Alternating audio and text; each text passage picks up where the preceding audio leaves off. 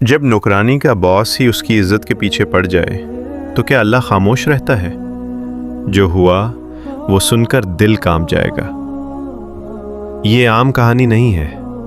آخری 2 منٹ میں ایک ایسا منظر ہے جو ہر مرد اور عورت کو اپنا محاسبہ کرنے پر مجبور کر دے گا۔ ایک بڑے شہر کے کنارے ایک شاندار مگر سنسان حویلی تھی۔ اس حویلی کا مالک ایک مالدار شخص تھا اور اسی حیثیت سے وہ وہاں کام کرنے والی نوکرانیوں کا باس اور آقا بھی تھا۔ دولت نے اس کے ہاتھ مضبوط کر دیے تھے مگر دل اللہ کے خوف سے خالی ہو چکا تھا۔ اس کی بیوی ایک نیک، باحیا اور صبر والی عورت تھی۔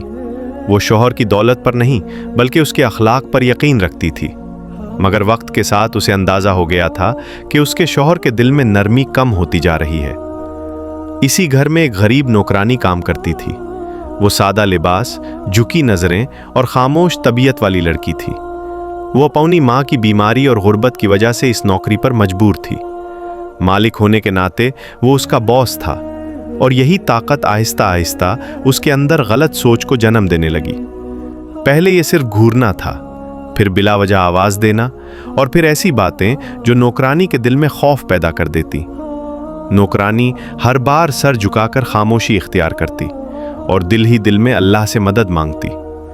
وہ جانتی تھی کہ سامنے والا اس کا باس ہے، مگر اس کی عزت اس کے لیے سب سے بڑی دولت تھی۔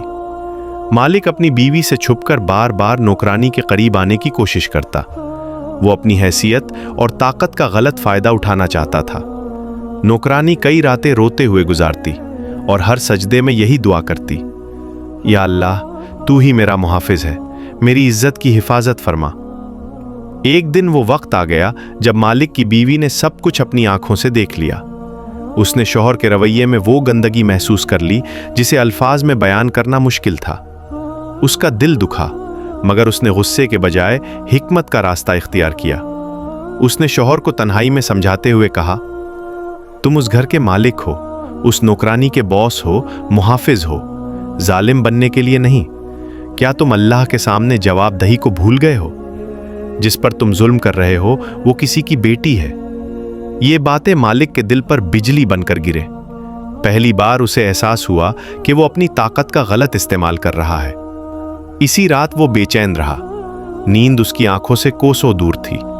فجر کے وقت اس نے سجدے میں سر رکھ دیا۔ آنسوؤں کے ساتھ اس نے توبہ کی اور اللہ سے معافی مانگی۔ اس کا غرور ٹوٹ چکا تھا۔ اگلے دن اس نے اپنی بیوی سے معافی مانگی اور نوکرانی سے وعدہ کیا کہ آئندہ وہ اسے ایک امانت سمجھے گا، شکار نہیں۔ اس دن کے بعد اس کے رویے میں تبدیلی آ گئی۔ یہ کہانی ہمیں سکھاتی ہے کہ طاقت آزمائش ہوتی ہے اور اللہ کا خوف انسان کو ظالم سے انسان بنا دیتا ہے۔